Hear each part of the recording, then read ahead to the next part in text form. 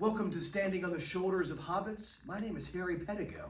Father Frank Hamburger. And we're here for another installment of sort of our recap videos on our longer form episodes. And we're looking today at Chapter 5. Chapter 5. So, I think one of the things in Chapter 5 that we see is that Bilbo's in a bad place. Bilbo, by his own,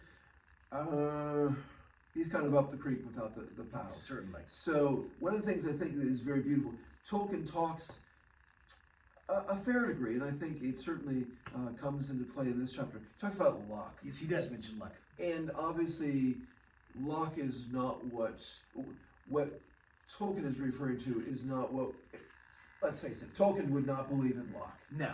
That luck is not just like, well, throw the dice, see what happens.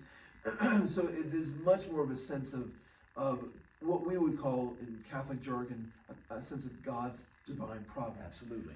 There's a power here working that is greater than the evil, and it is actually working in very unexpected, very beautiful ways. Yes. And we see this in just kind of summarizing a lengthy chapter in a way that towards the end, Bilbo is faced with a very really gut-wrenching, even though he doesn't like Gollum. He's really creeped out by Gollum, but it's a really gut-wrenching decision. He's like, I gotta kill it.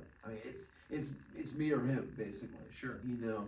And we see how, and I think this is very telling because it basically, I don't remember the exact phraseology, but in a moment, a sudden understanding. It's a very quick. It's, to me, as the reader looking at Bilbo, it's not Bilbo thinking, what should I do in this situation? Perplexing. Yeah. Well, I guess I could be moved with pity. I guess that would be an option. In the same way that he was kind of, remember at the beginning of the book, he says, struck by lightning? Oh, yeah. He's kind of struck by... Yes, absolutely. And you see this very beautiful movement, we would just say movement of God's grace. Absolutely. And he sees Gollum in a different light. Yes. And not only does he see him in a different light, he's actually sort of a plan is, I wouldn't even say it's not even cognitively, it's not like, well, let's see now, I think I'm about 7 feet maybe away. I wonder how tall this is. He doesn't cognitively go through. It's just, he just knows. It's like it just is, it wells up from within, but it's not really coming from him. It's really being sort of infused into him, we would say, by God's grace, to be like, okay, not only do I look at Gollum differently, I'm going to do this. And he leaps, and he amazingly, when you look at the details that Tolkien puts in there, like, I don't think this is really something else is moving here. Right.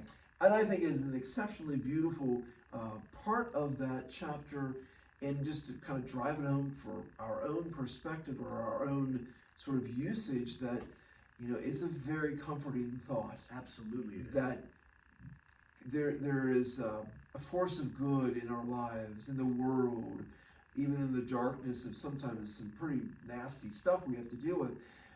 There's a force of goodness, God. Absolutely. That if we have the willingness to listen, can move us forward in ways that we never would have dreamt, and in ways that are exceptionally fruitful. So, well, Father Hamburger, thank you very much. And as always, you can find the longer form episode in the description of this video.